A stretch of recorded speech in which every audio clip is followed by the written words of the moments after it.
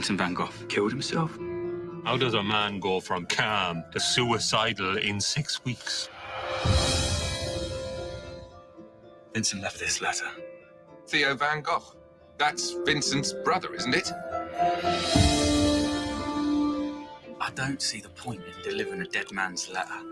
Son, if you had died and there was a letter out there that you had sent to me, I'd want it.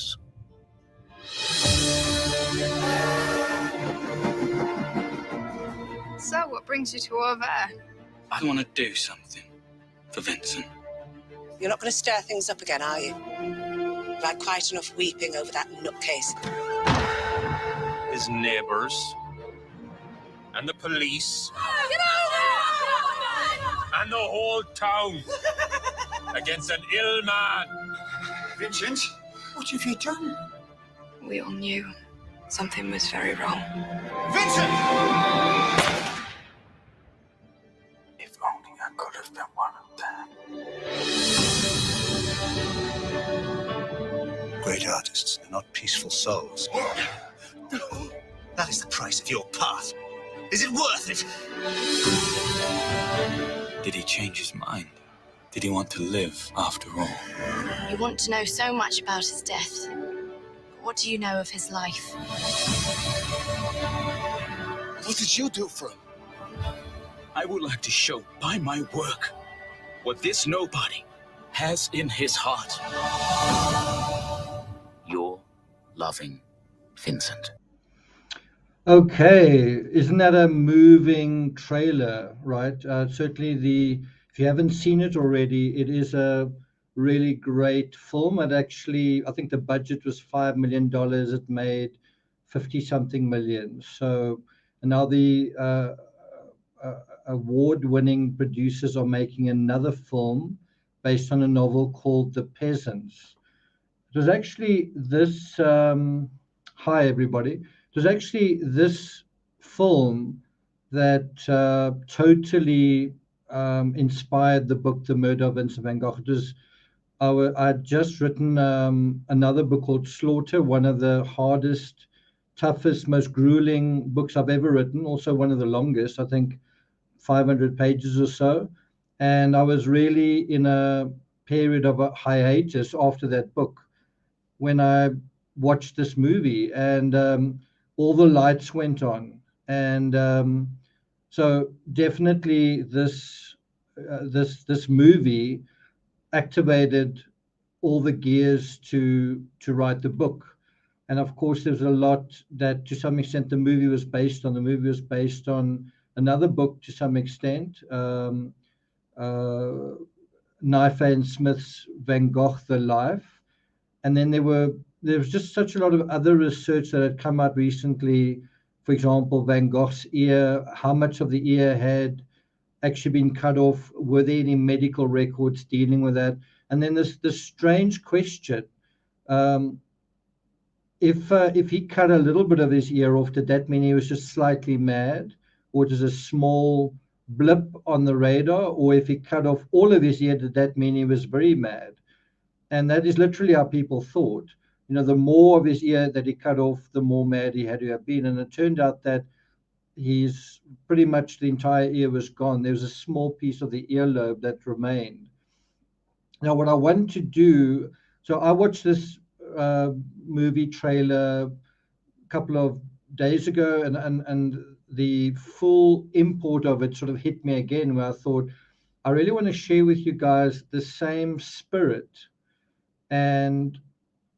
but with regard to the ear incident. And so all of the things that they talk about in this trailer, just so succinctly put together, regarding, how could an artist go from whatever, calm to suicidal in 6 weeks? Well, how could this artist go from the place that he is now? And if you've been following the Van Gogh letters, you know that he's in a pretty good place. He's occupying the Yellow House. He's about to sell his first painting, which is a huge moment for him, right? It's the painting behind me, the Red Vineyard. He's just painted the Green Vineyard. We're going to get to that later again.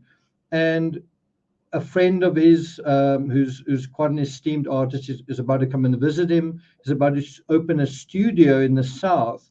His brother's been sending him more money than ever. And so how in that situation where things are really going well for him, better than ever, why would he in that situation cut off his ear? Right, so it's basically 2 months from where we are now in the Van Gogh letters. And the very interesting thing with this analysis is if you can understand the ear incident, then you can understand what actually happened when he died, when he suffered that bullet wound. So in other words, the ear incident is a parallel kind of universe in a way to the death of Vincent van Gogh, and vice versa. If you understand the death of Vincent van Gogh, you can actually figure out what actually happened during the ear incident. So what I'm going to do now is I'm going to play this trailer again, and I want you to think about it as the sort of parallel universe for the ear incident, and this idea. What is going on? Is this about a guy who's mad, or is it about something else? Why are we seeing some fairly beautiful young women who are being, called into service? Why is a woman providing some part of the narrative in Vincent van Gogh's life? And isn't that the part of the puzzle that's missing?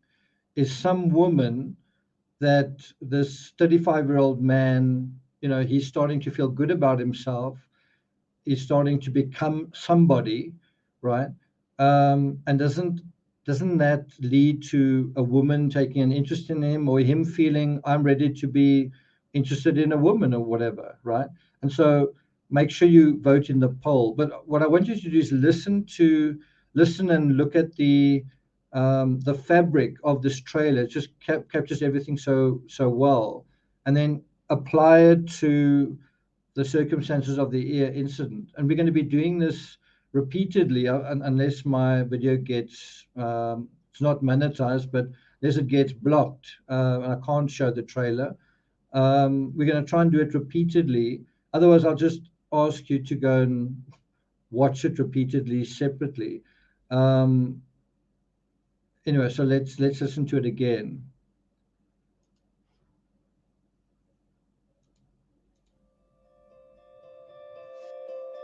Killed himself? How does a man go from calm to suicidal in 6 weeks?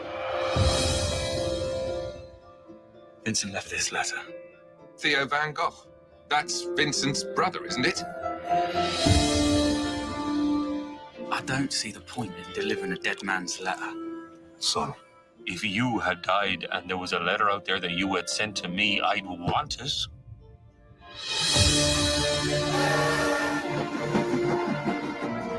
So, what brings you to over there? I want to do something for Vincent. You're not going to stir things up again, are you? I've had quite enough weeping over that nutcase. His neighbors and the police and the whole town against an ill man. Vincent, what have you done? We all knew something was very wrong. Vincent! If only I could have been one of them. Great artists are not peaceful souls. That is the price of your path. Is it worth it? Did he change his mind? Did he want to live after all? You want to know so much about his death. What do you know of his life? What did you do for him? I would like to show by my work what this nobody has in his heart. Your loving Vincent.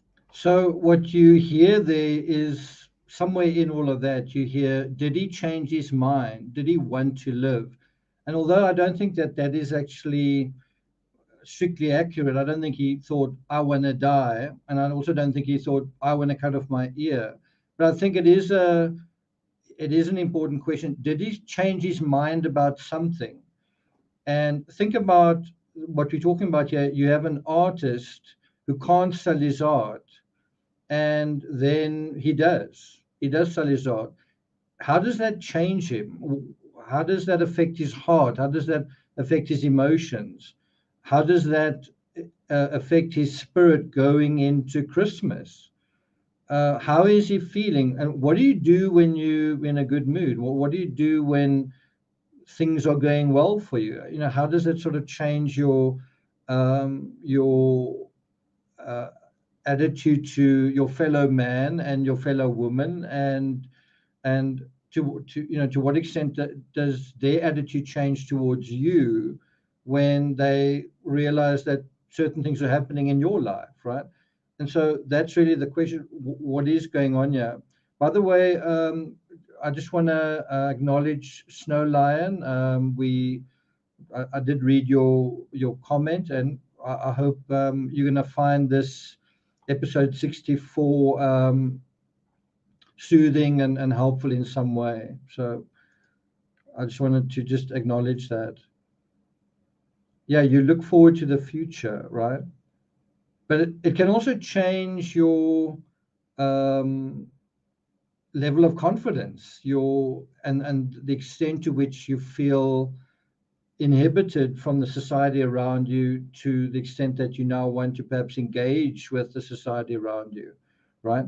Okay, so the next thing I want to touch on very quickly is this article in the New York Times. You might say, and I've heard this quite a lot, why on earth are you talking about Vincent van Gogh?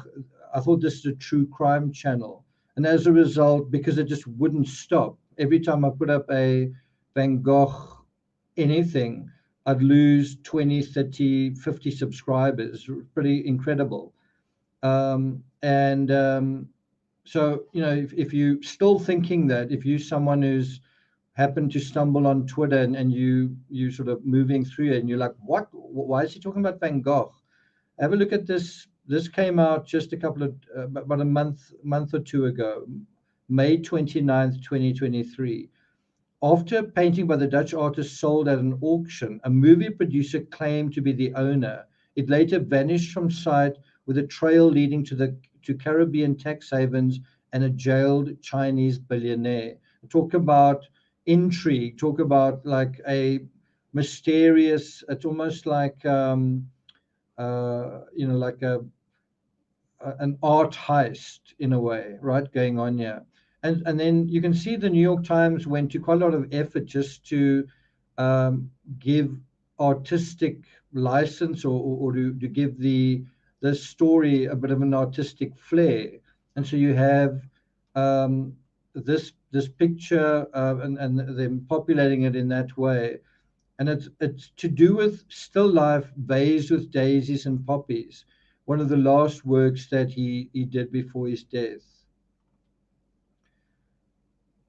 It's also one of the artist's only privately owned works. In 1911, it was sold to the Berlin art dealer Paul Casserer. And then this is the history of this particular painting. It was loaned to Buffalo's Albright Knox Art Gallery, obviously in America. It remained there on view for decades before being bought by a private collector.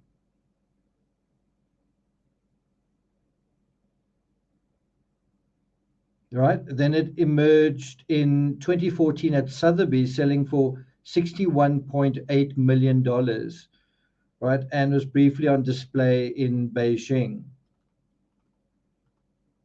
And now we've got no idea where it is.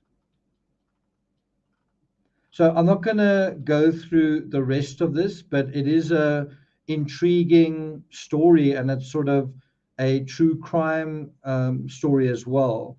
It's a mystery. What happened to it? What is the story behind this particular painting? If you're interested, you can read the story. I'm not going to take it further than that. I just want to see if there's any more. So there's a a picture of it in Beijing, I think.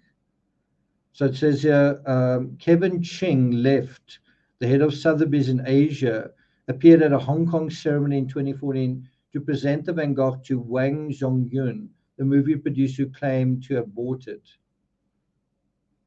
Claimed to have bought it, right? And that's really a beautiful photograph of Dr. Gachet's house. And you sort of have got to scratch your head and say, what does Dr. Gachet have to do with all of this? And I think the answer is something.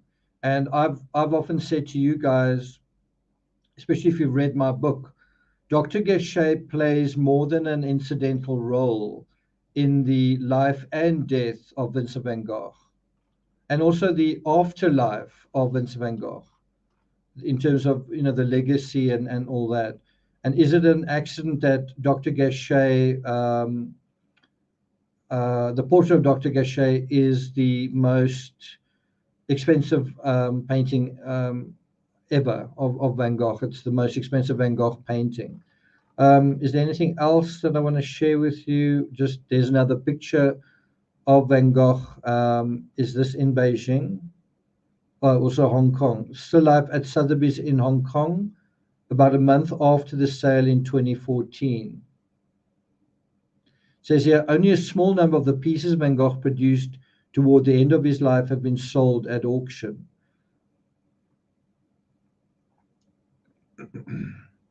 And so there's something here with a producer and a billionaire. As I said, I'm not really going to go through it. And then we go to a Shanghai apartment complex, and there's the wire transfers, settling the bill for the Van Gogh painting. And then the next thing, we back in Hong Kong. And yeah, so if you're interested in the story, just go and read also an element in New York. You can go and read that on your own time. You may remember that we ended off around about here. Vincent was writing to Paul Gauguin. He was offering him to be the head of the studio and being very generous in his invitation to Gauguin, to such an extent that Gauguin kept the letter and sent it on to, I'm not sure if it was his landlord but he sent the letter on because the letter obviously resonated with him. I'm not quite sure who Schuffernecker is. Maybe I can quickly find out.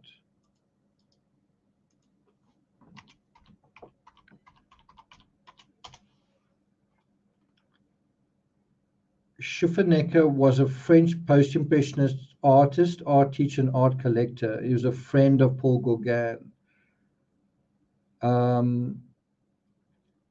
So I don't know if it's just a friend or if he was, because he was also a art collector. I don't know if he was in a way also trying to sell his art. I'm not quite sure.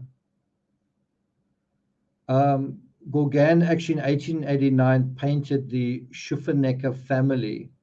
That's this painting. I'm not quite sure exactly what the relationship was between the artist and Schuffernecker. But anyway, the point is that he sent this letter to Schuffernecker. And at this time, Van Gogh was starting to get into what's the word? He was finding his feet in a way as an artist. The Green Vineyard, which came out around about 3rd of October, was the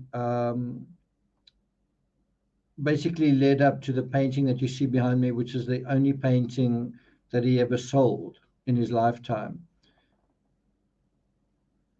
And so that's where he is in terms of his trajectory, if that makes sense. I really like the Green Vineyard. I like the Red Vineyard even more.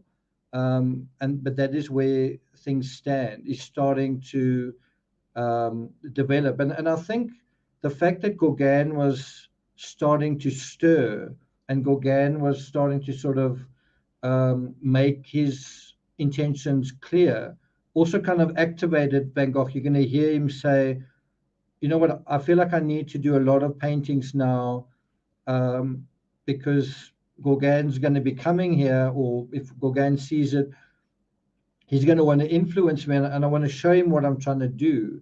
So that was having a real impact on his output, but more specifically on him thinking in a instead of seeing the woods for the trees way, he was thinking about what am I actually trying to be as an artist, distinct from Gauguin. And that was a very important inner monologue to be having. It's a very important inner monologue for any artist to have, but it was very important for him to have that self-discovery. And this is when he has it, October 1888. So we dealt with the letter from the 3rd of excuse me, the 3rd of October last in the previous episode, and now we're going to pick up the narrative here, 6 October 1888.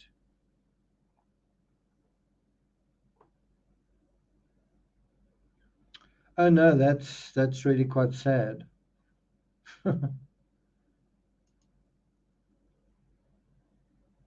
Yeah, Stephanie says, can you send your book review? You're welcome to email it, and I can put it on Patreon if you've got it. Silent Murmur says, I love the Red Vineyard. Mel Stiller says, these stories add to the mystique of Vincent van Gogh. Okay, so let's jump into this letter. So it's from all 6 of October 1888. My dear comrade, this time you deserve higher praise for the little sketch of the 2 Breton women in your letter than for the other 6, because the little one has great style. I myself am behindhand with the sketches, for during the present superbly fine days, I've been completely absorbed in square size 30 canvases, which exhaust me considerably, and which I shall use to decorate the house. You will have received my letter in which I explain my serious reasons for advising you to try to persuade your father, if he pays your fare to all, to give you a little more latitude in the matter of finances. So it's actually quite funny. You have Van Gogh basically advising all sorts of other people on financial matters, and he doesn't really have any money himself. He's giving his brother lots of advice on what's going to happen with money and so on. It's actually an incredible amount of agency for someone who is basically a nobody with nothing. He's really punching substantially above his weight, in a sense, right? So he says, I believe you will pay him back with your work, and in this way you would be in Gauguin's company longer. And then when you leave to do your military service, you would set out on a fine artistic campaign. If your father had a son who sought and found unrefined gold in the pebbles and on the sidewalks, he would certainly not despise that talent.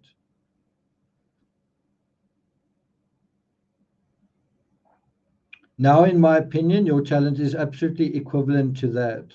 It's quite an interesting comparison. He says, if your father had a son who's sort of almost like someone who picked up coins that someone had dropped on the sidewalk, but instead of that, gold and gold pebbles, then he would not despise that talent. He wouldn't think of it in a belittling way. Though your father might regret that it is not quite new and shining gold, coins into louis d'or, yet he would decide to make a collection of these finds and would not part with them except for a reasonable price. He ought to do the same thing with your pictures and drawings, which are, commercially speaking, as rare and valuable as precious stones and rare metals. And that is absolutely true.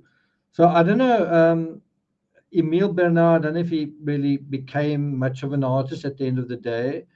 It kind of seems as though Vincent is being very complimentary. And what could be the reason for that? Like, why is he being so nice to his fellow artists? You know, he's really liberal with his praise, right? Any idea why that might be? What, you know, why is he being so generous with his compliments? So here's the Wikipedia page of Emile Bernard, French post-impressionist painter and writer. He had artistic friendships with Vincent van Gogh, Paul Gauguin, and Eugene Bach, right? And then at a later time, Paul Cézanne as well. And there's not really much here. It's not a very long page. They're not a terribly. He doesn't really have many artworks really to showcase. I mean, yeah, it says works, yellow tree. What do you think of that? It kind of feels very Gauguin, but not quite. Here's a brothel scene that he sent to Van Gogh in 1888, right? You see a couple of women here, and you know, is that supposed to be Vincent? Does that look a little bit like Vincent van Gogh? There's a picture on the wall, and not sure if that's a peach or something, but that's the kind of thing that he's sending to Van Gogh. I think I need to go back one. Okay. Yellow Christ, 1889. You can see it's very it's very schizophrenic. Each one looks completely different. That one feels like a Gauguin with a bit of an edge to it. That one feels a bit, certainly this part, a bit like a Van Gogh sketch, but not quite. This one feels like a Gauguin again. This feels a little bit different to all of those.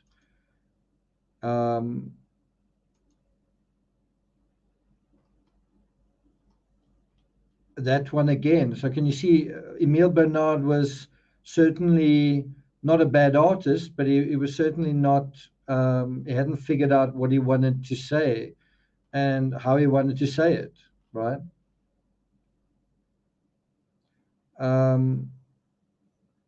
It says here, it was always Emile Bernard's great frustration that Paul Gauguin never mentioned him as an influence on pictorial symbolism.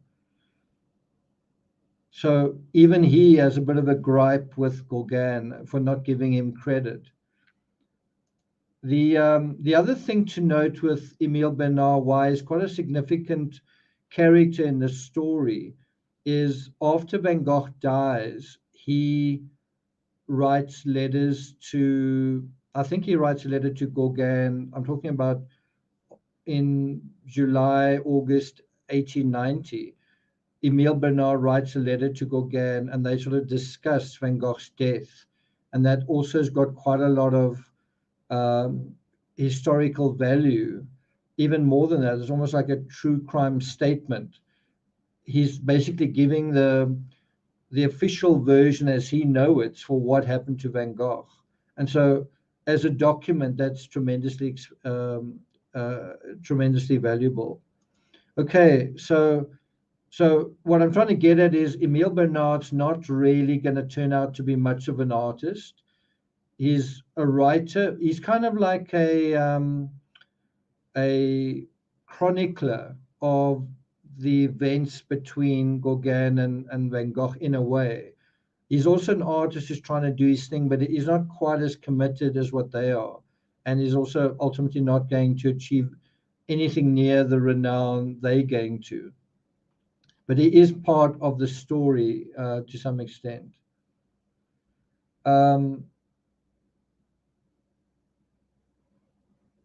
Okay, so let's continue.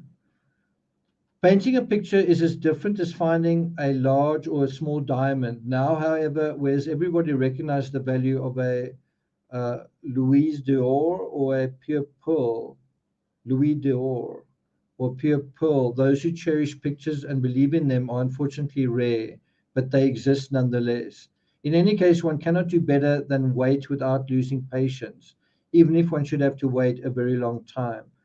So this again is just a confirmation of the kind of guy, the kind of psychology that we see over and over again with Van Gogh. Do you agree that it repeats itself? You keep getting a sense that he's actually got a very resilient psychology. He keeps painting, he keeps putting in an effort, he keeps trying. And he is basically being very patient. I don't know if I could paint for years on end and not sell anything and then just keep demanding money and keep working. I don't know if I could do that.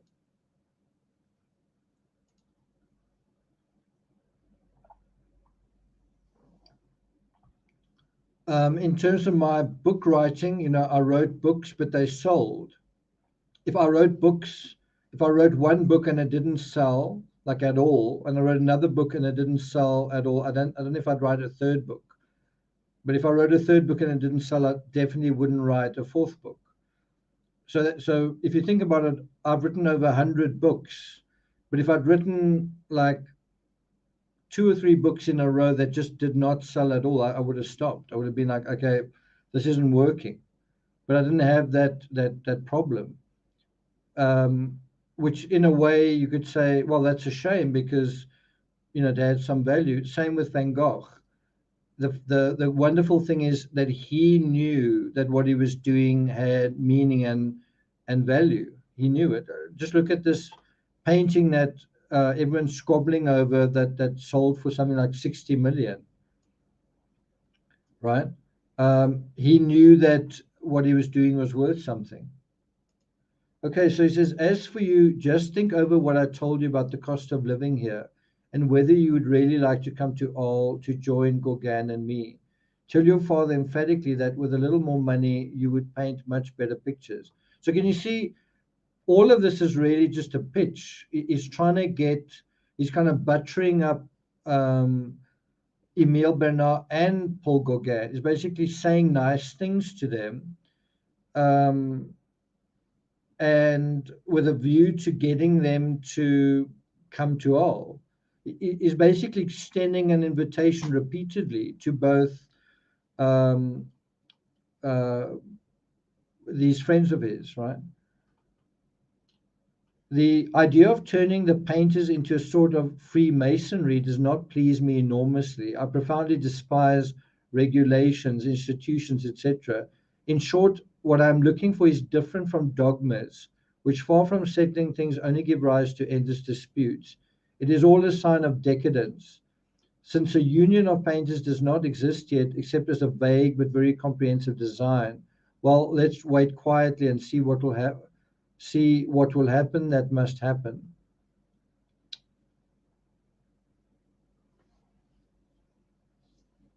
Yeah, that's true. Good to see you, Bridget. Okay. It'll be a finer thing if all this crystallizes naturally. The more one talks about it, the less it will happen. If you want to help it onward, you will only have to go on working with Gauguin and me. This is in progress. So let's talk about it.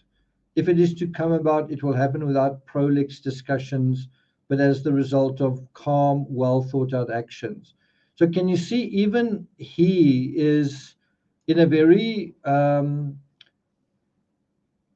these aren't letters saying, please come to All, I'm so lonely, I'm really miserable. You know, he's basically saying, he's having a very mature conversation. There is a little bit of manipulation going on, but he's certainly not begging or pleading.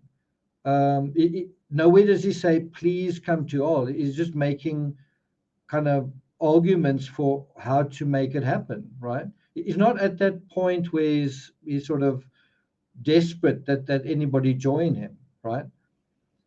and these are calm, well thought out actions, certainly at this point.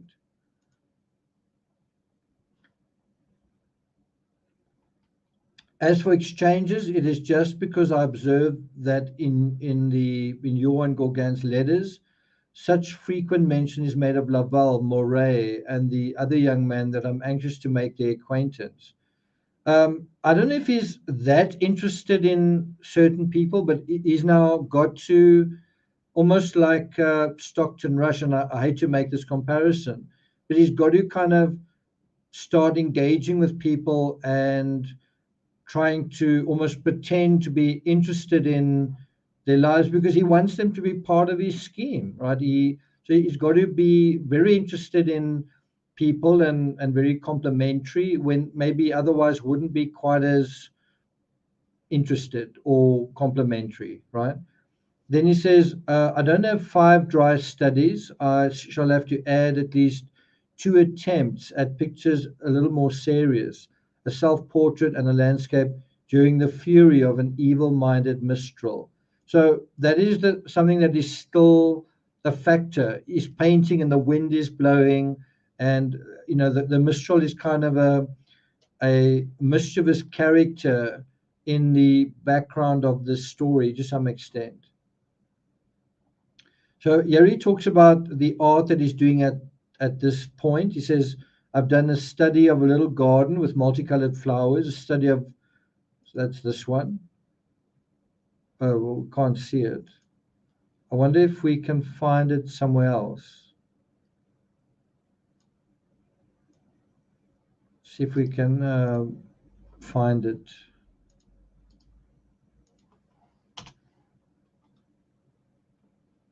Don't see it anywhere.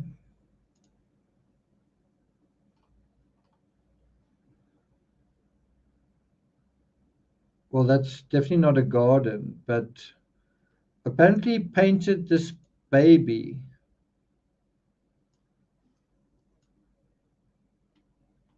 Portrait of Marcel Roulin. This plump baby was the youngest child of the postman, Joseph Roulin, who sent Van Gogh's paintings from Arles to Paris, right? Now, what's kind of interesting with the postman is, I don't know if you picked it up, if you haven't watched the movie Loving Vincent, I don't know, I don't want to call it the conceit, the contrivance of the story. Obviously it's a fictional thing, it's a fictional device inserted into a factual story. So the contrivance that's used is the postman has a letter that I think is addressed to Theo and from Vincent, and for whatever reason he gives it to his son and says, can you go and deliver this letter? And Theo, of course, at this point is no longer alive, and so he's got to figure out in a way what's going on. In the process of trying to deliver this letter, he starts finding out the true circumstances of Van Gogh's life and death. What is also interesting is, and I found this out watching the movie, I didn't know this before, was that Dr. Gachet's daughter would go to Vincent van Gogh's grave regularly and sort of put flowers on them, and then you sort of wondered, did something happen there? And I was thinking about why call this Loving Vincent? It seems like a strange title. Why on earth would you call this movie Loving Vincent? And isn't the answer because it's to some extent the story of a woman who in her own way was loving Vincent? Just food for thought. Maybe you should watch it again.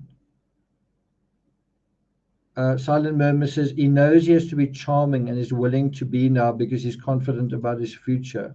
Okay, so let's go back to this letter. So that's what Marcel Roulin is about. Then he also talks about another letter here, a study of grey and dusty thistles. So I don't know, something's not quite right with his links. And finally, a still life of a peasant's old boots. I think that one's here.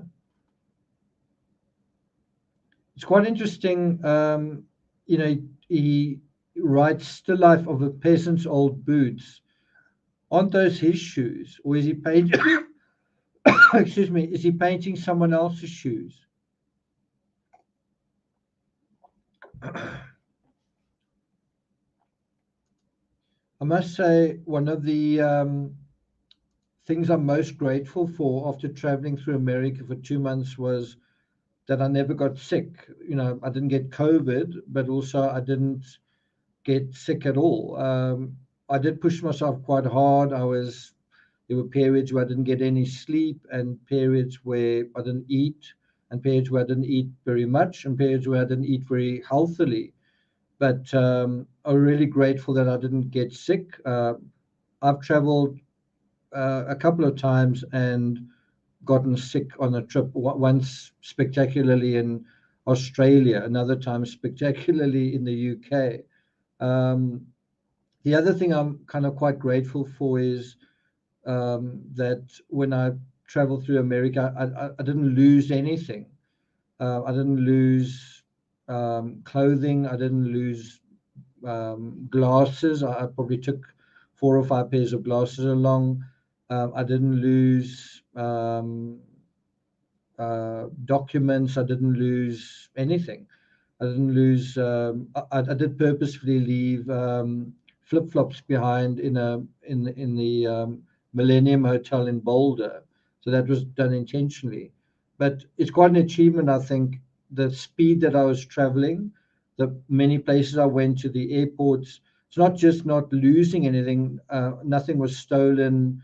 Nothing was, so I feel quite happy about that, because it's sometimes you can travel on no sleep and be absent-minded and make silly mistakes. So I felt like I traveled in a way that was quite, what's the word? I was alert and vigilant, even though there were periods where I was quite run down, and that's it shows you kind of know what's going on if you can be in a strange environment, an unknown environment, and not lose track of your stuff, kind of thing. Stephanie says Marguerite surely thought of him fondly, and a loving gesture to bring flowers to his grave. Yeah. Snowline says, I still can't figure out why the movie was called Loving Vincent.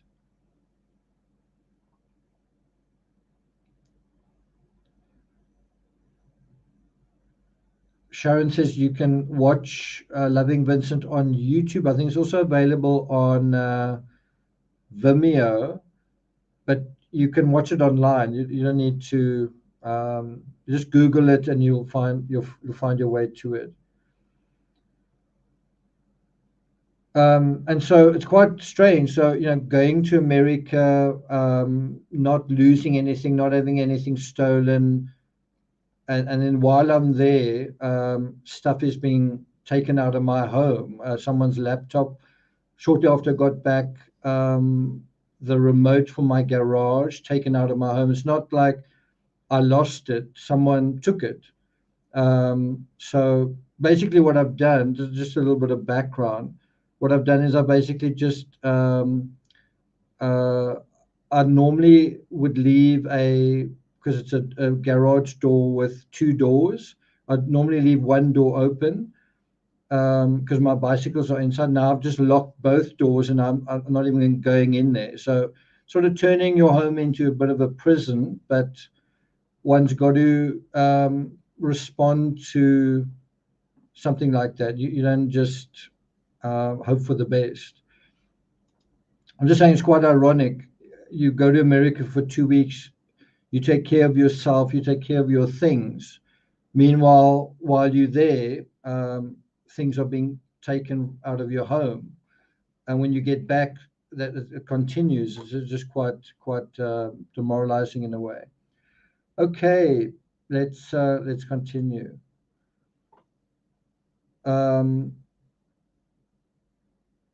If these studies are not to their liking, if one or the other would rather not have them, then the only thing to do is keep those for which they want to make an exchange and to send back the others together with the exchanges. There is no hurry, and when making exchanges, it is better for each to try to give something good. If when it is exposed tomorrow to the sun, it gets sufficiently dry to be rolled up, I shall add a landscape of men unloading sand. It's quite a nice picture. Also project 4 and an attempt at a picture for which there's a more mature purposefulness. So that is how he describes his efforts right now at this point. That is, he's kind of achieved a more mature purposefulness. Would you agree with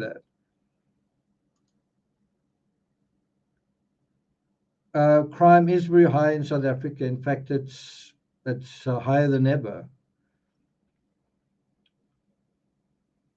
There haven't been any robberies since then. What Linda P.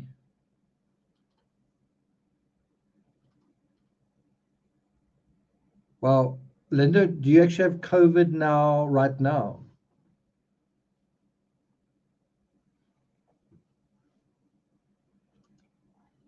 Bridget, one thing I didn't do much, and I'm not trying to make a swipe at New York, but I think one place to get pickpocketed is possibly on the subway, and I only went on the subway once. So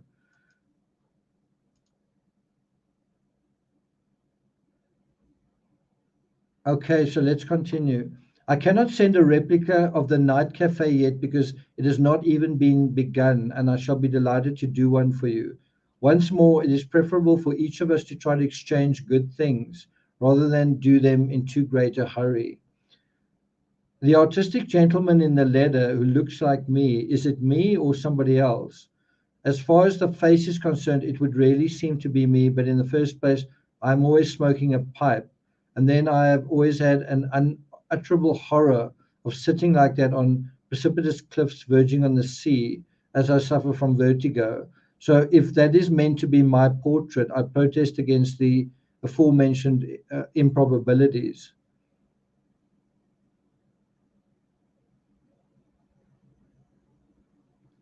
I'm always smoking a pipe. So Bernard has painted a portrait, and Van Gogh is kind of slyly, mischievously, with a bit of a glint in his eyes, saying, "Is that me?" Right? And what does it say about number 1? A caricature by Gauguin representing Vincent. Interesting. So he's talking to Bernard about a caricature that Gauguin painted or drew. It's interesting that it puts him next to the edge of a cliff. Anyway, it says, I'm terribly absorbed in decorating my house. I dare believe it will be rather to your taste, although it is certainly very different from what you do. But at the time, you spoke to me about pictures, one representing flowers, another trees, another fields. By the way, so anyway, the next letter we're going to deal with is, I think it's Vincent van Gogh to Gauguin. It's really one that I can't wait to get to. But before we get to that, Timmy says hi. By the way, Timmy's due for another, what's the word? Another grooming. So if he looks very fluffy now, the next time you see him is going to be a bit like a shorn sheep.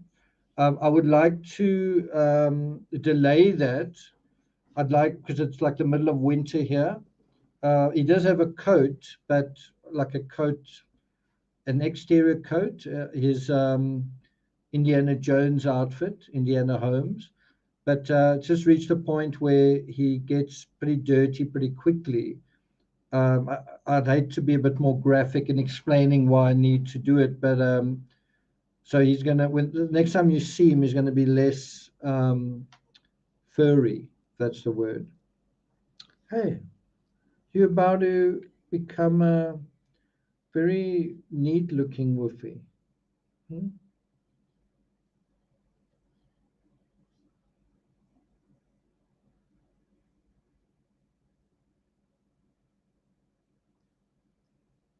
Okay.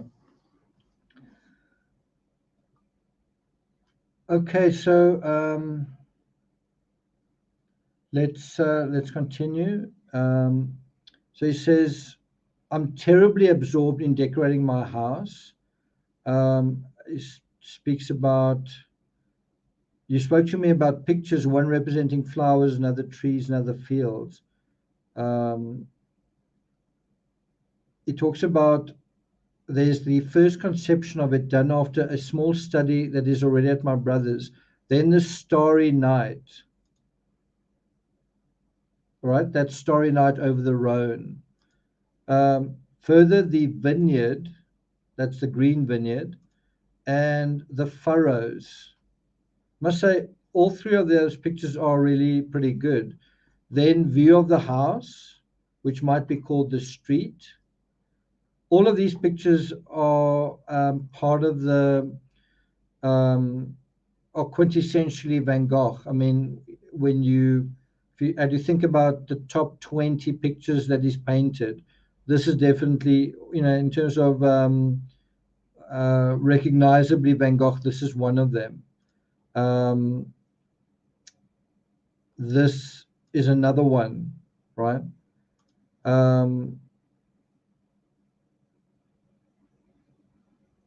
He says, so that there is a certain unintentional consecutiveness. Well, I'm very curious to see the studies of Portraiture, but as for you, please give me something a little elaborate. Anyhow, it is sure to be all right, because I like your talent so much that I greatly want to make a little collection of your works, bit by bit. Again, a little bit, do you think that that is true? Suddenly he wants to be a collector of Emile Bernard stuff.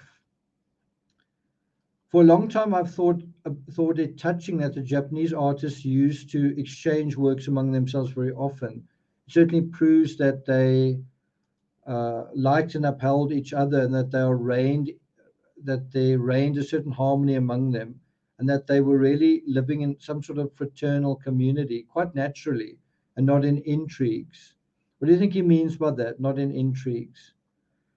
The more we are like them in this respect, the better it will be for us. It also appears that the Japanese earned very little money and lived like simple workmen. I have the reproduction published by Bing, A Single Blade of Grass. What an example of conscientiousness. You will see it someday. A hearty handshake, sincerely yours, Vincent. And now we're going to go on to a really interesting letter. From Vincent to Emile Bernard. I think that is the next one to Gauguin.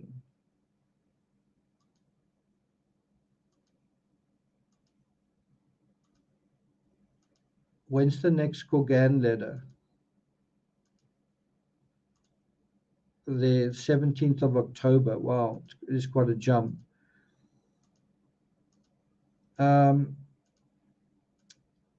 Anyway, we do get a bit of a glimpse of Gauguin right here in this portrait, right? It's a self-portrait dedicated to Van Gogh, and it's called Les Miserables, right? And that is it. Now, let me ask you,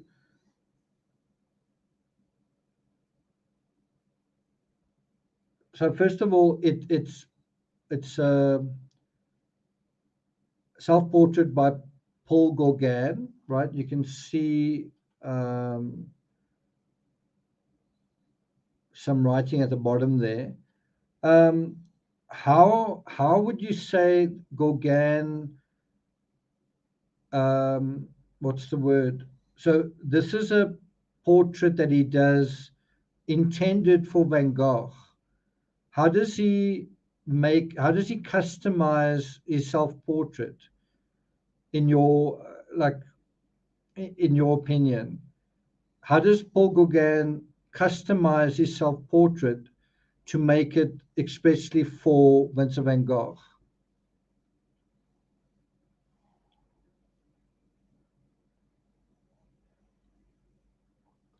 Robbie Robin, good to see you.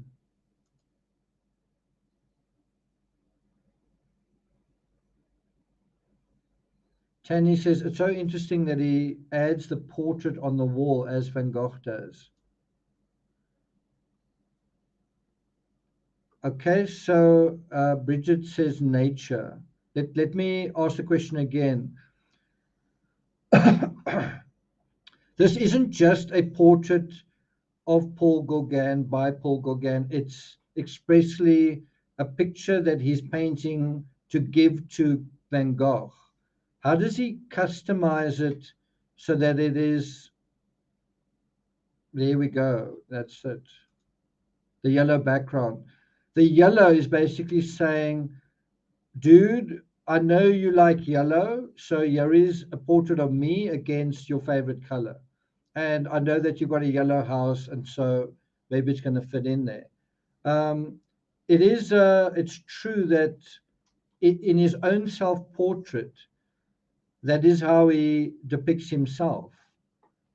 He seems sly, he seems miserable, he seems cagey in a way. Yeah, kind of a menacing look, right?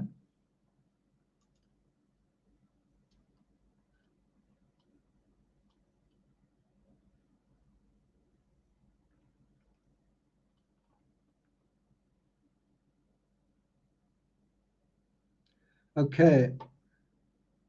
But other than that, it's actually quite a good picture. I mean, it's if you think about Van Gogh's portrait of Dr. Gachet, this is actually just in terms of the execution, the amount of expression, the realism of the face and the hair. It's quite a good picture. I mean, besides the expression itself, it's quite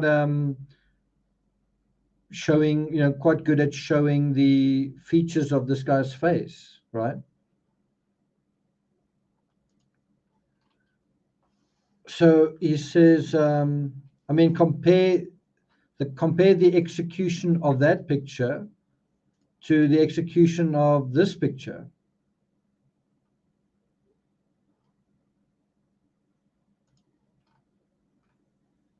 To the execution of this picture, right? Not a terrible amount of effort put into these faces. And so of these three pictures, who is the best at portraiture?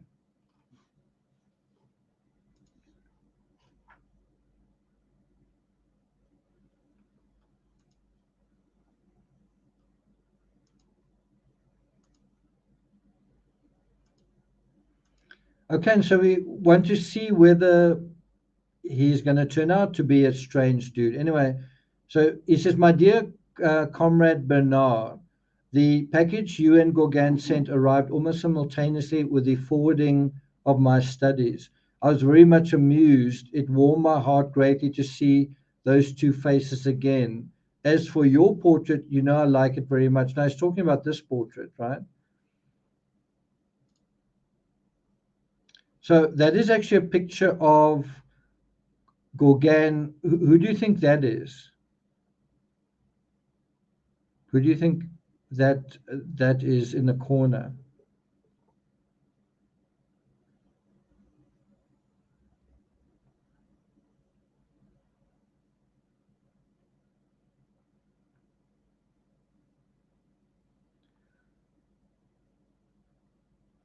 Who is that in the corner?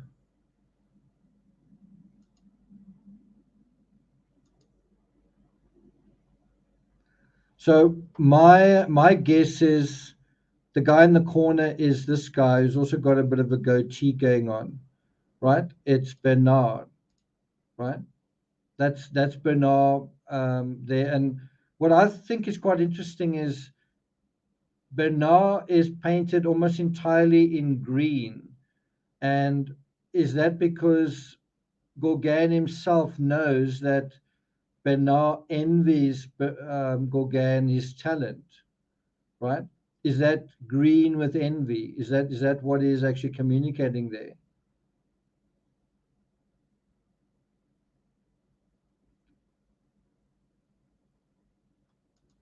So anyway, he says,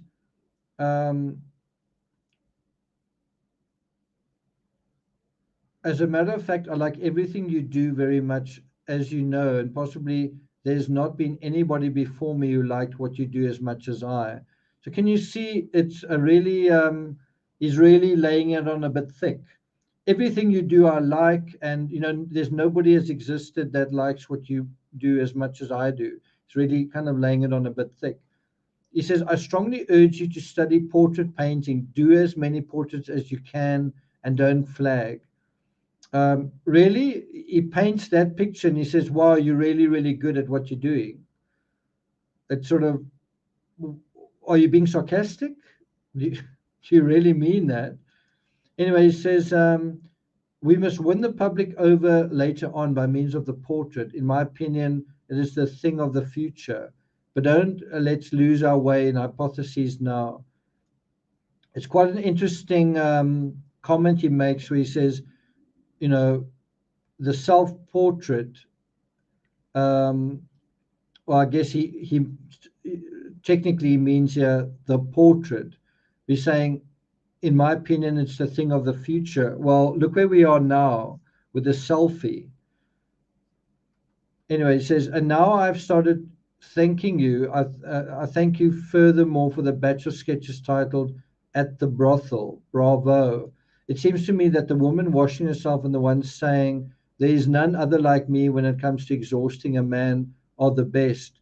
So can you see kind of what's going on is the stars are starting to align.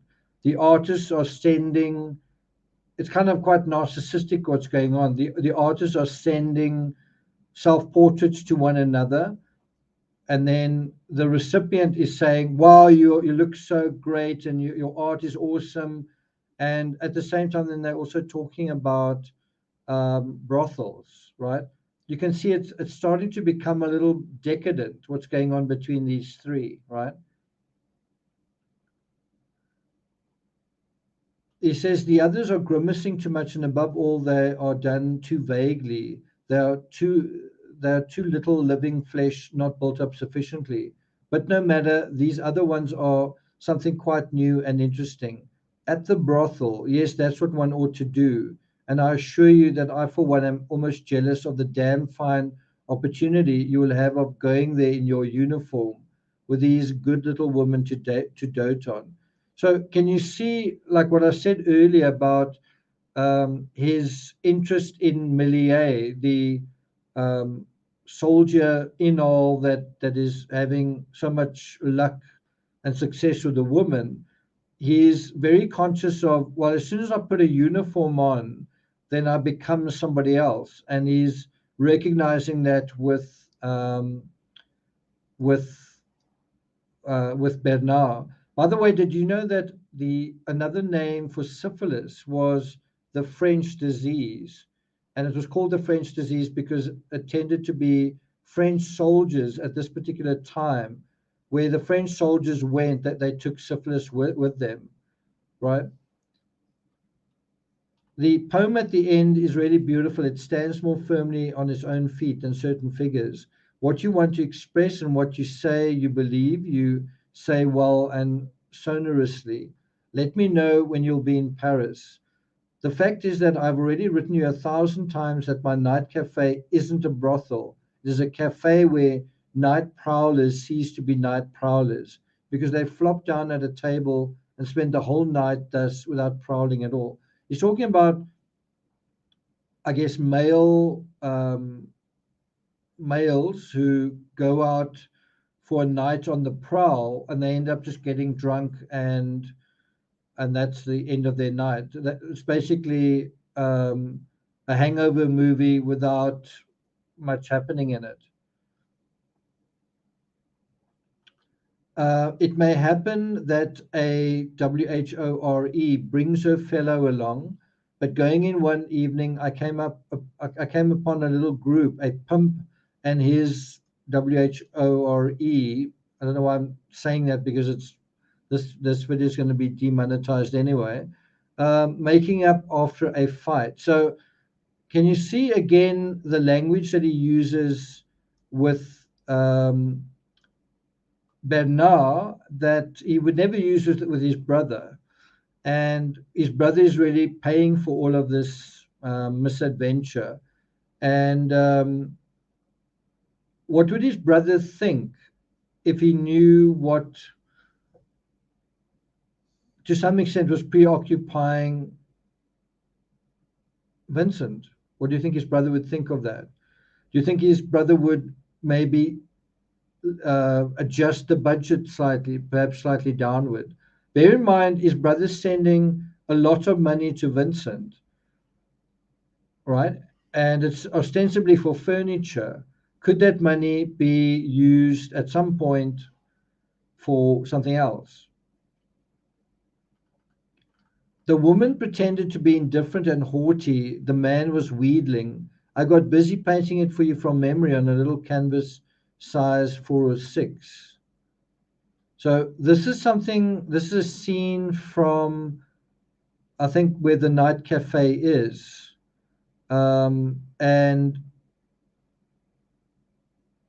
obviously he was there. What do you see? You see quite a few women.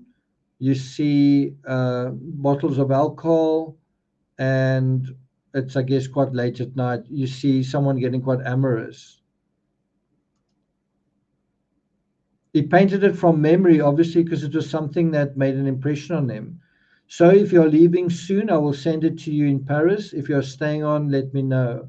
It is not dry enough to be included in the package.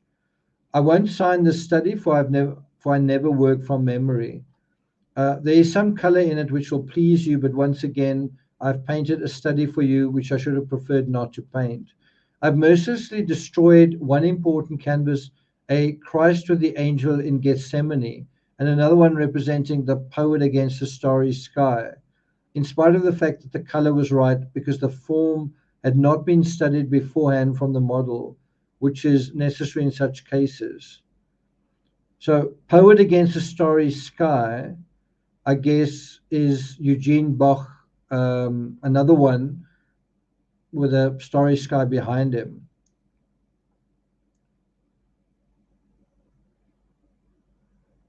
As for the study I'm sending you in the exchange, which is necessary in such cases, as for the study I'm sending you in exchange, if you do not like it, you'll only have to look at it a little longer. I had a devil of a job doing it during a pestering mistral, just like the study in red and green. And look, although it is not painted as fluently as the old mill, that's that one, it is more delicate and intimate. You will see that all this isn't in the least impressionistic. Dear me, all the worse then. I'm doing what I'm doing, surrendering myself to nature without thinking of this or that. So it's quite a statement that he says right here, is surrendering himself to nature. So you can kind of imagine that he surrenders to the season of autumn, and he tries to capture autumn, and he is very much at the mercy of the mistral. But in that spirit, in that psychology where he's surrendering himself to nature, couldn't he also take it further and surrender himself to his own nature? He talks about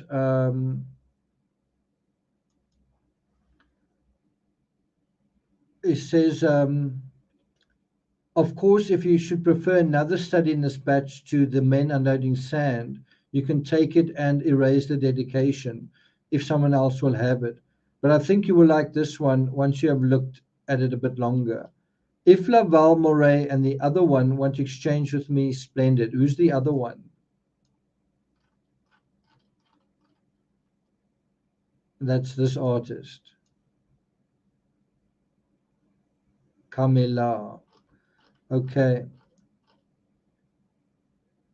But for my part, I should be particularly delighted if they would paint their portraits for me. So one wonders, when is he going to talk about Gauguin's self-portrait? And is he going to say anything to Bernard? Because bear in mind, Bernard and Gauguin are sort of in the same environment.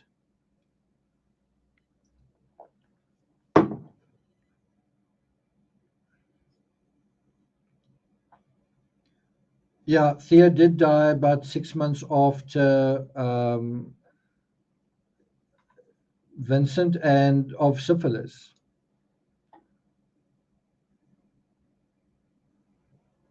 Then he says, you know, Bernard, I feel sure that if I wanted to do studies of brothels, it would cost me more money than I have. I'm no longer young and my body is not attractive enough to women to get them to pose for me for free, for nothing. So there's quite a lot in that sentence, but you notice how often in this one letter is brought up the word brothels and WHORE and whatnot. So you can see where things are starting to go. And do you remember what I said in the previous letter? I said, what do you think is the new ingredient in October that starts this process of unraveling? Do you remember what we said about that? What is the new ingredient that came about in October and continued that wasn't there to the same extent before?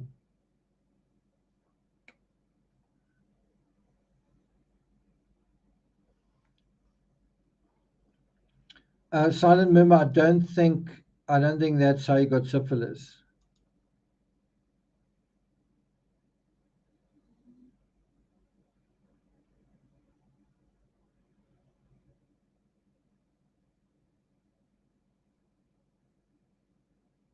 Can you remember the new ingredient?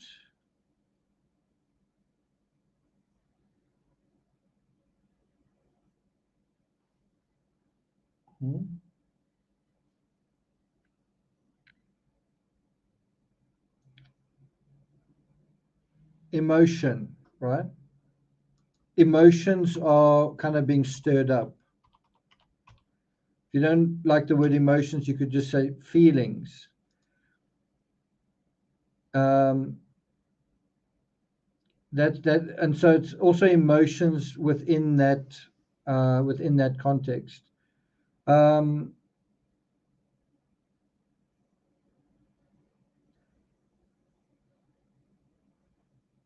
Gauguin's arrival as well, but it's leading to a more emotional period kind of thing. That's right. Okay. What he also kind of acknowledges here is that he thinks about sex in the context of getting a woman to pose for him. So you kind of get the idea that sometimes he has a woman pose for him that's a prostitute. So she'll pose for him, he'll paint her and then sleep with her or whatever, right? You can see how he's trying to combine the two, right? Here it is kind of in black and white. And he's saying he has difficulty trying to get women to pose for him for free. And he says he can't afford to pay them and he says, it would cost me more money than I have. What does he mean? To pay a woman to sit for him. I'm assuming that might even cost more than sleeping with him. I don't know. but he's basically just saying, you know, the woman that he would pay for him to paint are looks like prostitutes, right? And he says that it would cost me more money than I have, and I think what he basically means is that he would end up paying one and then another one and another one, and then eventually would have no money. He wouldn't be able to stop spending and I guess screwing.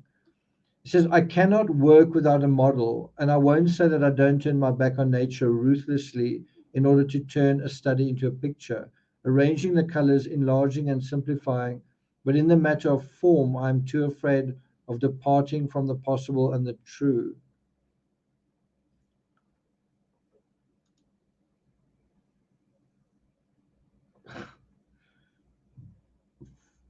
That's it. Well said.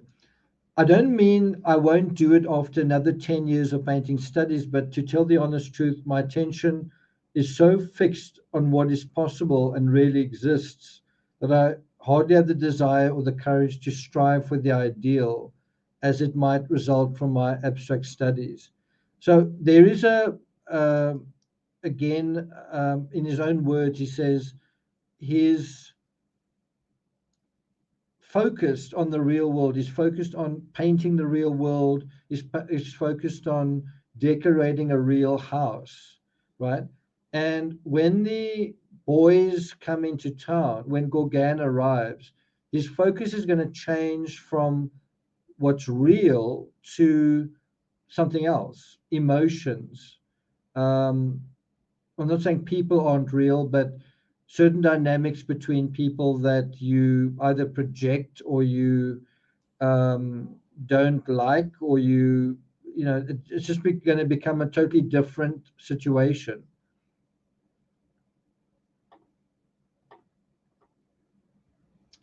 Good to see you, Deborah. Okay. Then he says, others may have more lucidity than I do in the matter of abstract studies, and it is certainly possible that you are one of their number, Gauguin too, and perhaps I myself when I'm old. But in the meantime, I'm getting well acquainted with nature. I exaggerate. Sometimes I make changes in a motif, but for all of that, I do not invent the whole picture.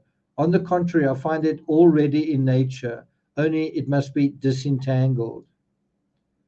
You'll probably think these studies ugly, I don't know. In any case, neither you nor I nor anybody else should make an exchange unwillingly.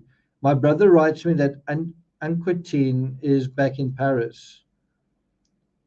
I should like to know what he has done. When you see him, remember me most kindly to him. Just see if we can see what he's done.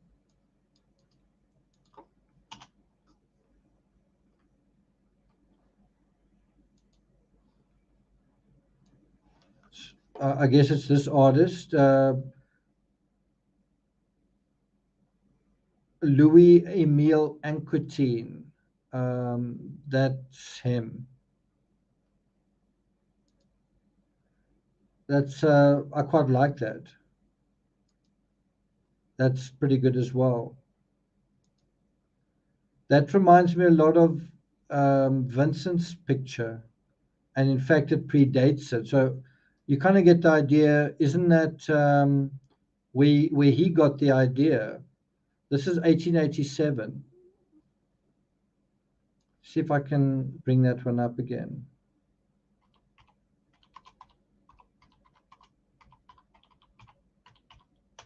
You know which picture I'm talking about? It's this one. Is this where he got the idea?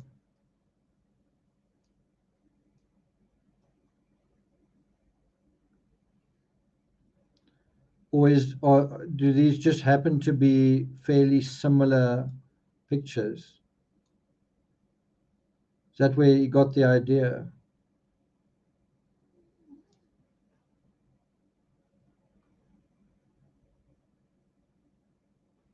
What do you think? Is it a coincidence, or is it more than that? I personally think, if you ask me, I personally think this one is a lot better than that. Don't you agree? Look how well that is done. And so Anquetin, just he didn't write a lot of letters, so people didn't really get to know him. That's kind of maybe the difference between the two artists.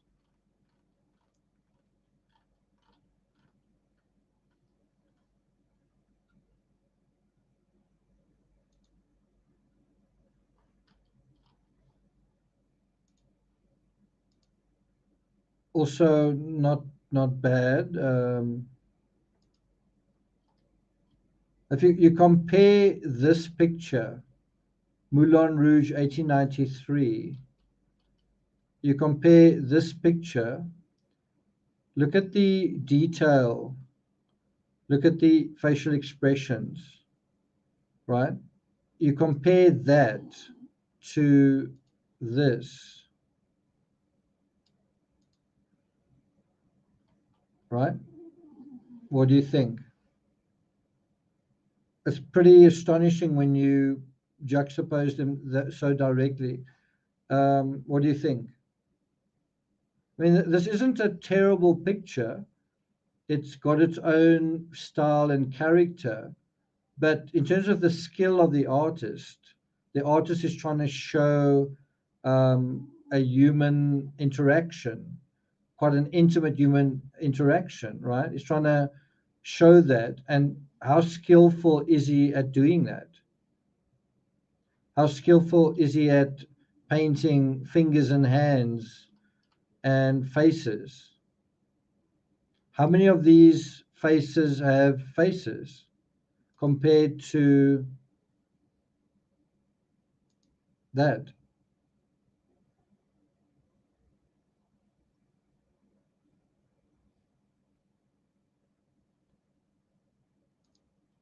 See what I mean? So anyway, that's what we get from just going a little bit off track and looking at Anquetin. It says, I should like to know what he's done. When you see him, remember me most kindly to him. My house will seem to me more lived in now that I'm going to see the portraits in it. How delighted I should be to see you yourself in it this winter. It is true that the journey is rather expensive, but all the same, can't one risk these expenses and recoup oneself by means of one's work? In winter in the north, work is so difficult. So can you see he's still pitching? It's starting to become a little bit more plaintive, right?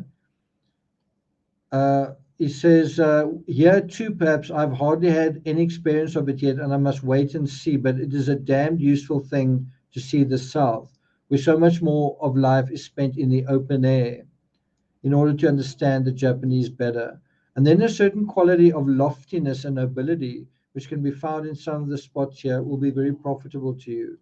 The sun in the red sunset should be imagined higher up, outside the picture, let's say on a level with the frame. In this way, an hour or an hour and a half before sunset, the things on earth still keep their color. Later on, the blue and violet make them look blacker, as soon as the sun sends its rays more horizontally.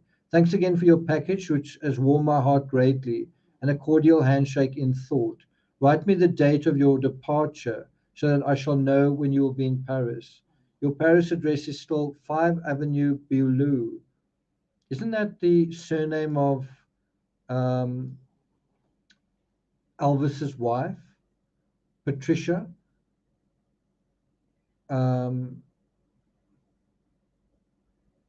What was Elvis's wife's name again? Was it Elvis? Was it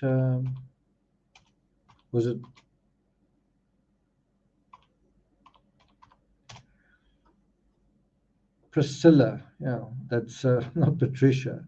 Priscilla Beaulieu. How do you say it? Beaulieu. It sounds like it's a French name.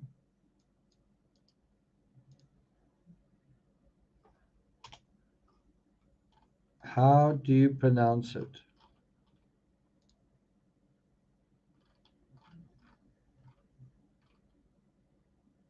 Liu.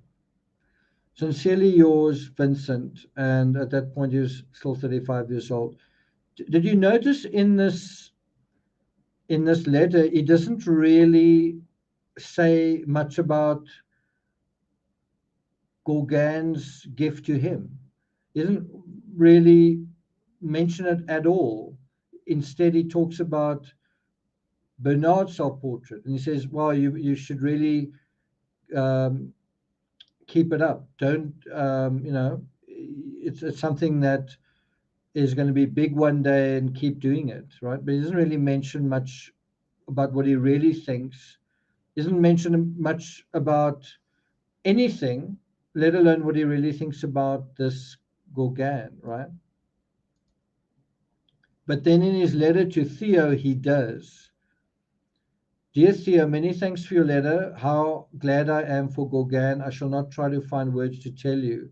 Let's be of good heart. So he can't wait to tell his brother what he thinks about Gauguin, right? In fact, it's the second sentence in his letter, and it's a letter he writes the same day, 7th of October. He says, I've just received the portrait of Gauguin by himself and the portrait of Bernard by Bernard. And in the background of the portrait of Gauguin, there's Bernard's on the wall and vice versa, right? So there you have it.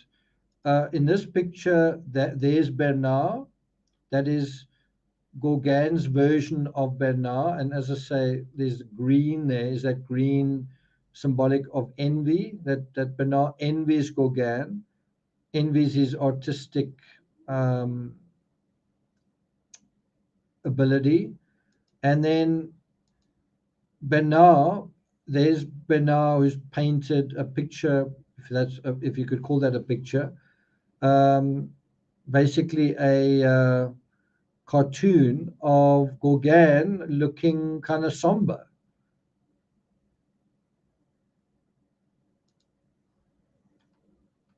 The Gauguin is, of course, remarkable, but I very much like Bernard's picture. It is just the inner vision of a painter, a few abrupt tones, a few dark lines, but it is the distinction of a real Manet, does it?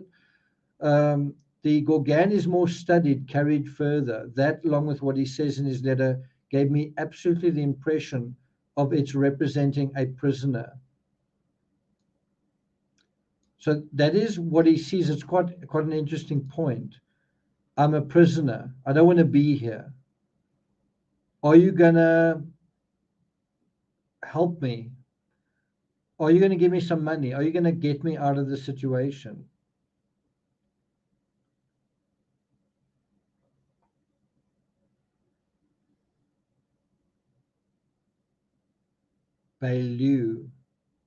Boulot. Okay.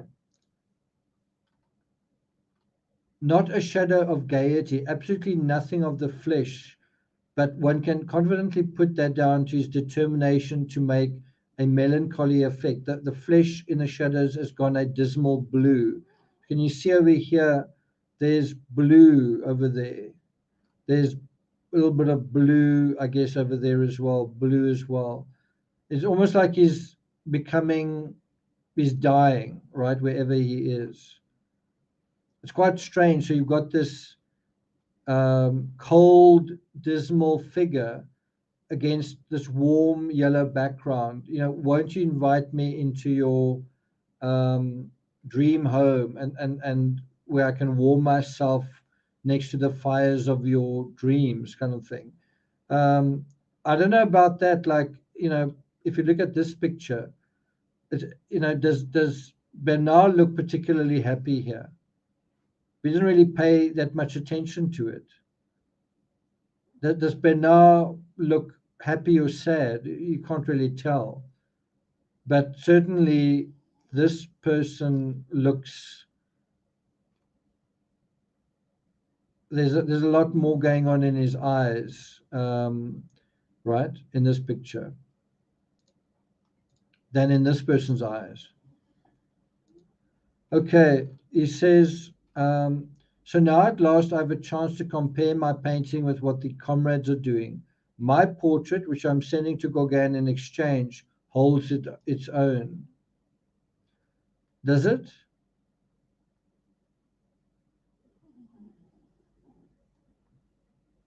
So it's these three portraits that are kind of floating around between these three artists. And Van Gogh seems to see himself in certainly what he's wearing. He seems to see himself in quite high regard. This isn't how we tend to think of Van Gogh when we see pictures of him. We don't tend to think of him in this way.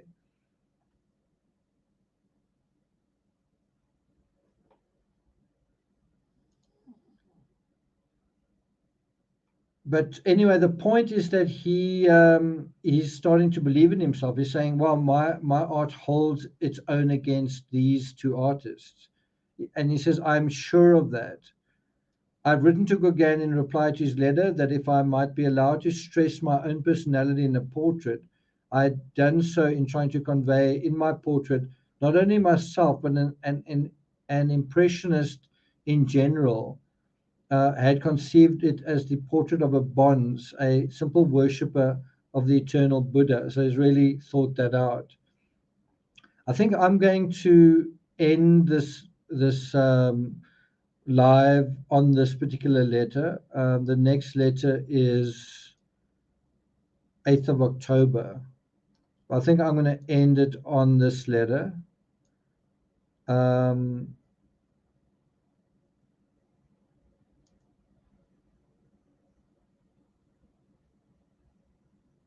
He talks about, yeah, I hope I'm going to be allowed to stress my own personality. I've done so in trying to convey all of that. And when I put Gauguin's conception and my own side by side, mine is as grave, but less despairing. What Gauguin's portrait says to me before all things is that he must not go on like this. He must become again the richer Gauguin of the negresses. So there seems to be kind of an appeal in this self-portrait. He seems to be saying, you know what you've been talking about, will you help me, kind of thing, right? But he kind of says he can't go on like this.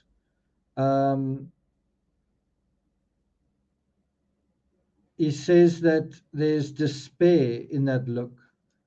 He says his own portrait is grave, but less despairing.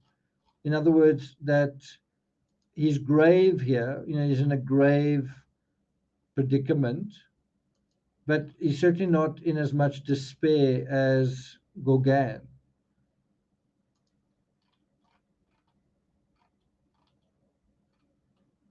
I'm very glad you have these portraits, for they finally represent the comrades at this stage. They will not remain like that, and they will come back to a more serene life. So he's kind of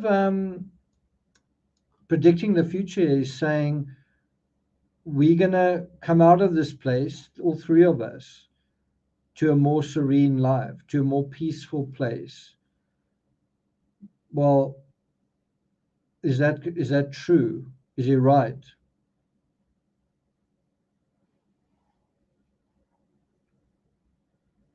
Yeah, that is a bit weird, right? Linda says gaslighting through art. He says, and I see clearly that the duty laid upon me is to do everything I can to lessen our poverty. No one comes the way in this painter's job. Sorry, no good comes the way in this painter's job. I feel that he is more Malay than I, but I'm more Diaz than he. And like Diaz, I'm going to try to please the public. So there you have a bit of a statement right here. I'm going to try and please the public.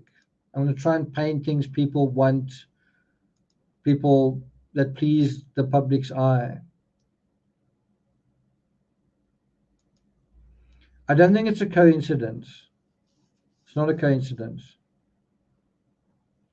What I do think is quite interesting in a kind of symbolic way is, yeah, you've got one artist sending a picture of himself and his friend, another artist sending a picture of himself and his friend, and then the third artist just with a picture of himself. And that in a very basic way summarizes the dynamic. Is you've got three artists, two of them are quite good friends, and the third one is kind of on the outside. He's like the third wheel or the fifth wheel.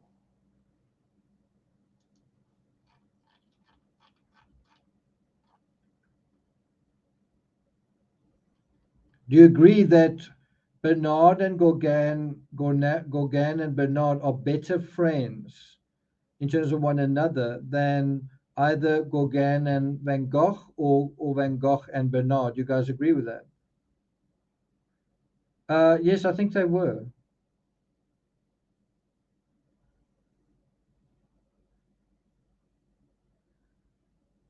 Okay.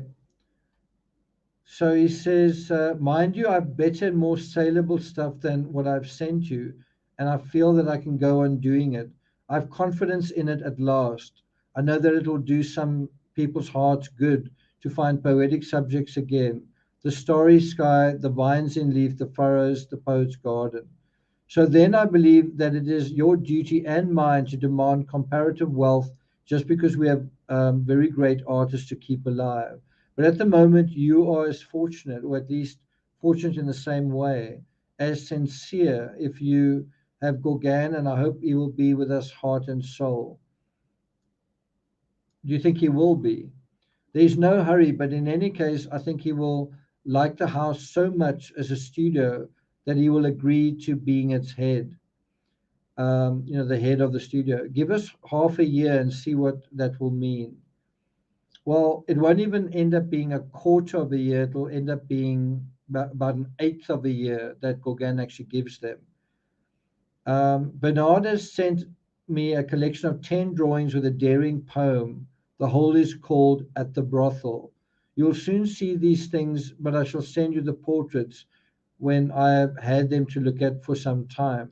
I hope you will write soon. I'm very hard up because of the stretchers and frames that I ordered. What you told me of Frere gave me pleasure, but I venture to think that I shall do things which will please him better, and you too. Yesterday I painted a sunset, and so here he finally says what he's been thinking. He sees Gauguin's portrait with kind of shock, and so at last he sort of says what he thinks. Gauguin looks ill and tormented in his portrait. You wait, that will not last.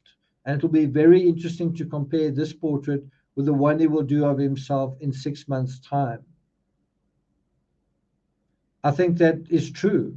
It will be interesting to see what he does.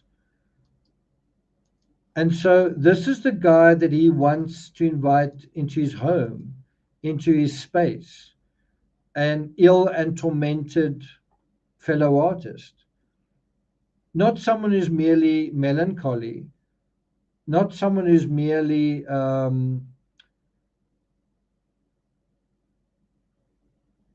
struggling, someone who's tormented. Check your internet connection.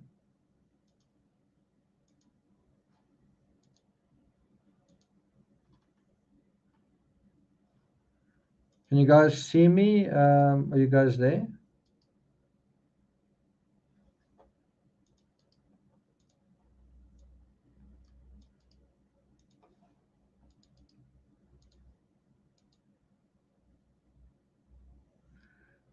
Try again, Stephanie. I think there's just a temporary disconnection. So, okay, I'm going to be disconnecting anyway in about 5 minutes. Someday you will also see my self-portrait, which I'm sending to Gauguin because he will keep it, I hope. And that's another thing, is to compare Van Gogh's self-portrait to the one of himself in 6 months. And of course, one of the major differences is going to be, well, in the one Van Gogh is he doesn't have an ear. right? He doesn't paint himself without the ear. But think about just how different this Van Gogh is. Talking about 6 months from now, look how different that Van Gogh is and this one.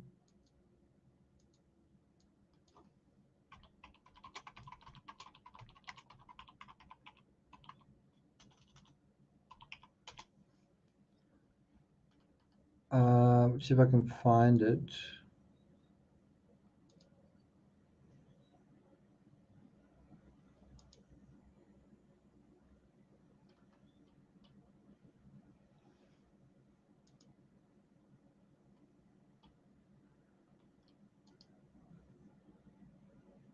Look at the difference between these two Van Goghs.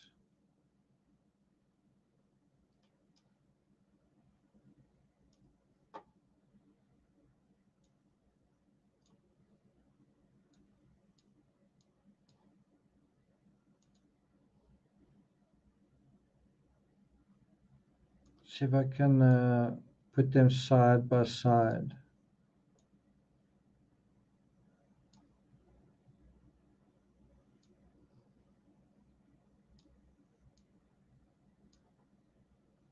What is the difference between these two Van Goghs? What do you guys say?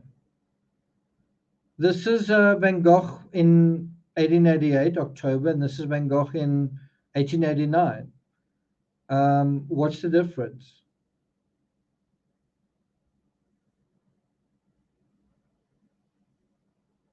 Deborah says there's a big difference, but what is the difference?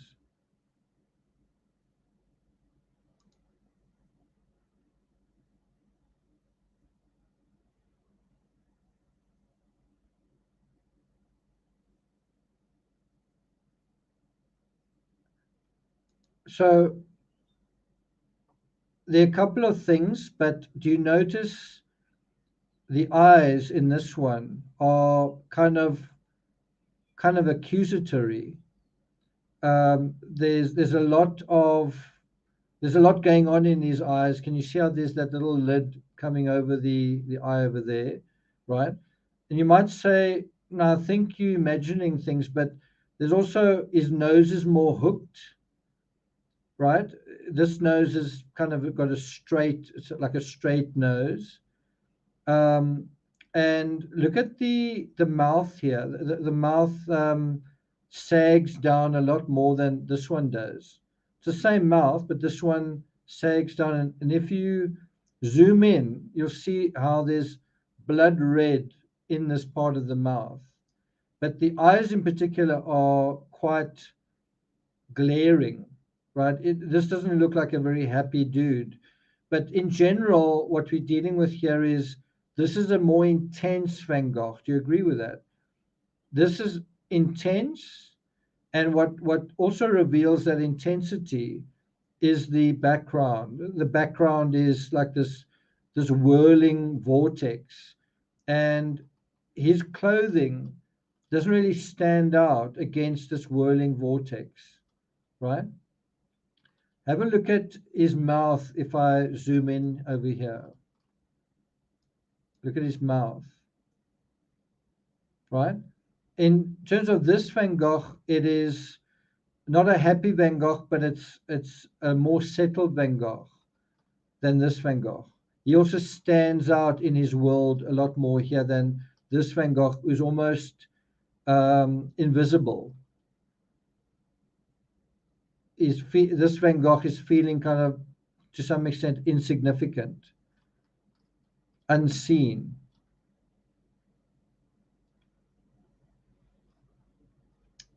Turmoil.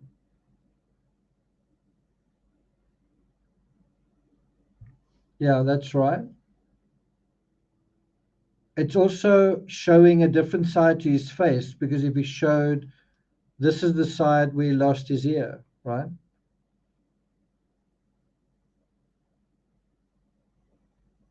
So basically the main difference between this one and that one is this is a more emotional Van Gogh, this one here. This is a more intense Van Gogh. Well, wouldn't you be more emotional and emotionally intense after you've lost your ear? Wouldn't you feel a little beat down and angry and pissed off if you're kind of in a prison and you've lost your ear and your friends have abandoned you in a real sense?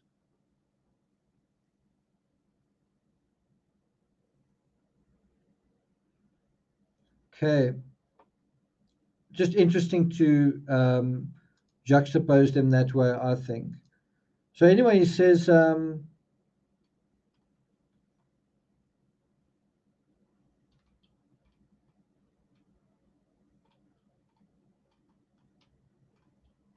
where were we?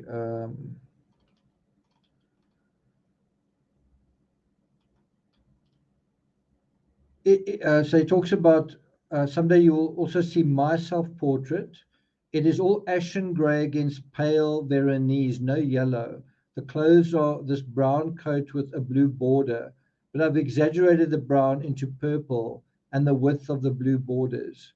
The head is modelled in light colours painted in a thick impasto against a light background with hardly any shadow. Only I've made the eyes slightly slanting like the Japanese. So I don't know, he's thought a lot about this picture, but to me it's not a very good picture. I didn't really like it very much. What else does he say? Write me soon and best of luck. How happy old Gauguin will be. A good handshake and thanks, Frere, for the pleasure he has given me. Goodbye for now. Ever yours, Vincent. And so there we are. He's still 35 years old. So I'm going to end it at this point.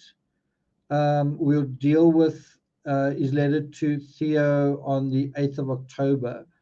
We've got quite a few letters to get through in October. Before I go, I want to play you some audio from The Power of Art. So listen to this.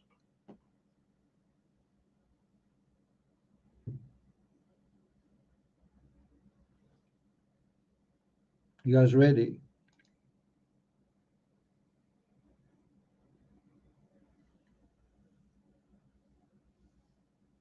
What is wrong? Okay, let's try that again.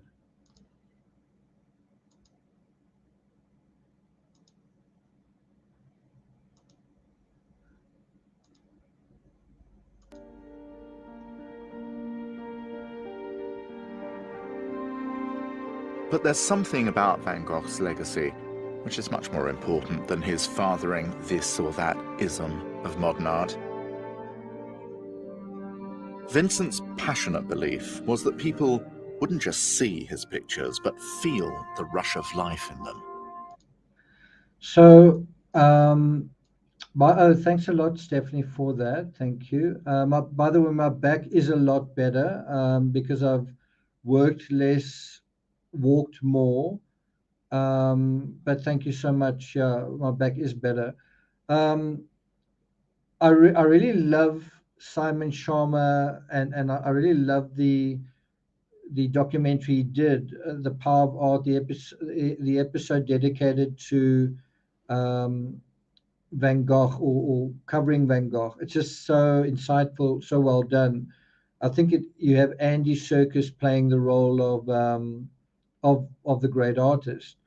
But there are moments in that documentary that kind of reduce me to tears. The sentiments that Simon Sharma shares, the words, are just so insightful and so true. And then also the music. The music is so beautiful. Just the music on its own is sort of enough to reduce you to tears. It's both beautiful and sad. It's sadly beautiful.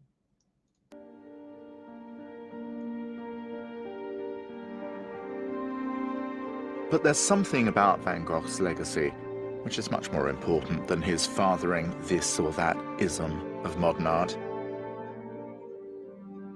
Vincent's passionate belief was that people wouldn't just see his pictures, but feel the rush of life in them. That by the force of his brush and the dazzlement of his colour, they'd experience nothing more polite or those faces, those flowers, in ways nothing more polite or literal could ever possibly convey. His art would reclaim what had once belonged to religion, consolation for our mortality through the relish of the gift of life. It wasn't the art crowd he was after. What he wanted was to open the eyes and the hearts of everyone who saw his paintings. Well, he got what he wanted.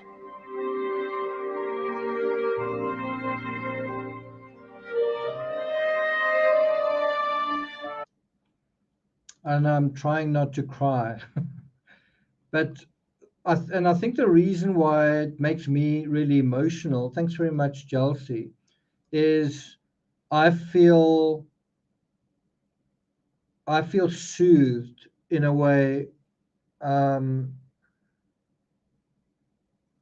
feel soothed by this story, this struggle to emerge and being so cruelly frustrated and betrayed in terms of that struggle. And he nevertheless struggles on. You know, he's very cruelly betrayed, he's very cruelly let down, and it's just life. And he just persists, he takes it. And I think part of what is also so sad about it is that this incredibly resilient person ends up being completely misunderstood. That despite writing these hundreds of letters, at the end of all of that, people still just decide he's a mad artist, and it's this really insulting reductionist view of who a person was. And I guess that is also life. People aren't that good at walking in the shoes of another person. I wouldn't be surprised if, having written over 100 books and made many YouTube videos, people decide that I'm X, Y, Z, and probably, if I could speak from the grave, I would say, but that's not me. That is not who I am. Nevertheless, that is the story that's going to become told about a person, right? It is so unfair. And so I've got to say, when I was listening now to that audio, I was thinking of Snowline, and I was thinking, doesn't that touch you? Doesn't that reach you? You know, that someone else had a excruciating struggle, and in the end, in terms of their legacy, in the end, in a way, they did succeed. That they did succeed in touching other people's lives. In the end, he did succeed in the sense that, look where we are. It's the where I am. It's the 6th of July, where you guys are the 5th of July, 2023, and we're reading his letters. We're reading his words. We are fully aware of his struggle. It's all there if you just take the time to pay attention to it, and most of us don't do that. But it's within that thing where you just make yourself familiar with what he said in his own words. We can then become more familiar with our own struggles and realize that one of the probably the biggest things to do is give yourself a break, give yourself a bit of credit that it is quite a big deal, that it is difficult, and then continue with your struggle. And then it's just not so bad. It's not so overwhelming. That someone else also struggled, that someone else also dealt with tremendous unfairness and did so with a certain amount of courage. And they were ultimately misunderstood, and you know, it happens, right? It happens.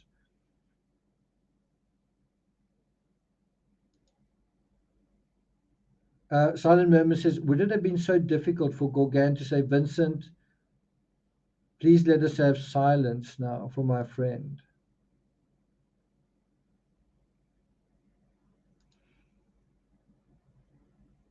So I'm going to play that one more time, and then I'm going to sign off. And I'm gonna put up. Is it going to be this picture? So that is a picture of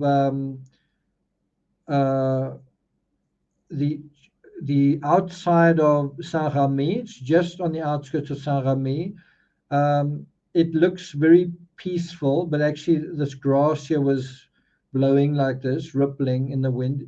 These are all cypress trees. Look at these beautiful poppies, like little dots in the background. And you can almost imagine an artist painting layers or lines of green and then just peppering them with red dots, and you'd basically be capturing what was right there. It seems like the middle of the day, but I actually didn't have a lot of time to get back to Arles before dusk, and in fact I got there kind of in the dark. I was kind of riding on a highway towards the end in the dark. But that's just a little photo I took shortly after being in Saint-Remy. I really didn't have a lot of time, and in fact, I didn't actually find the asylum of Saint-Remy. I did find a few spots where he painted olive trees and so on. I actually never found the asylum, so maybe I need to go back there. But the picture I actually want to show you is this one. It's the one from that New York Times article. It's Dr. Gachet's house. I'm going to play out with the Simon Sharman saying what he said a few moments ago, but with this house kind of in full screen.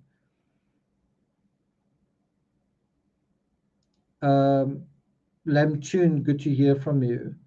Mel Stiller says, it takes courage to pursue your passion and never give up on it. Okay, so I just want to thank you guys for being here. Just a 2-hour session this time. Really good seeing Stephanie here. I know you've missed a couple. By the way, I see you going to Florida. We must maybe chat about that, but who knows, I might see you in Connecticut in a couple of weeks. But yeah, that still needs to be. I haven't booked any flights. I still kind of need to decide.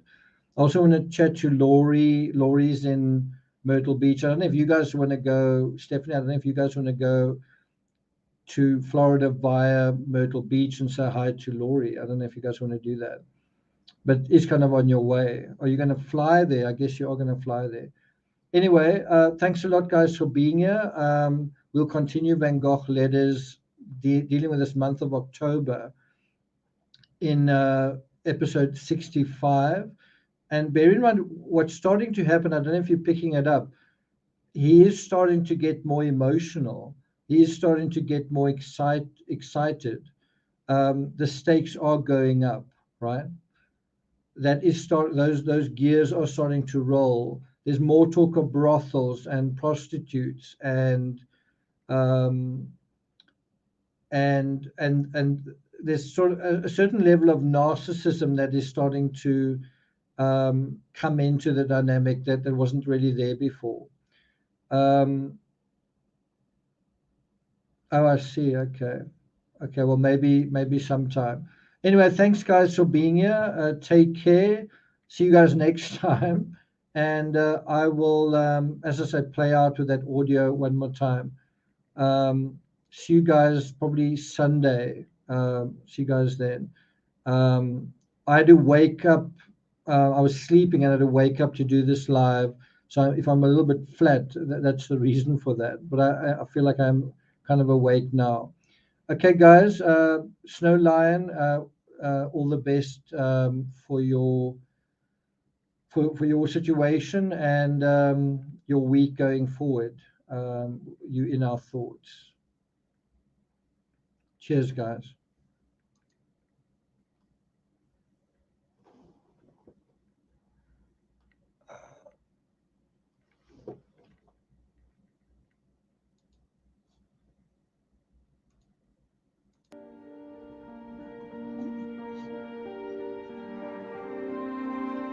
But there's something about Van Gogh's legacy which is much more important than his fathering this or that ism of modern art. Vincent's passionate belief was that people wouldn't just see his pictures, but feel the rush of life in them. That by the force of his brush and the dazzlement of his colour, they'd experience those fields, those faces, those flowers, in ways nothing more polite or literal could ever possibly convey.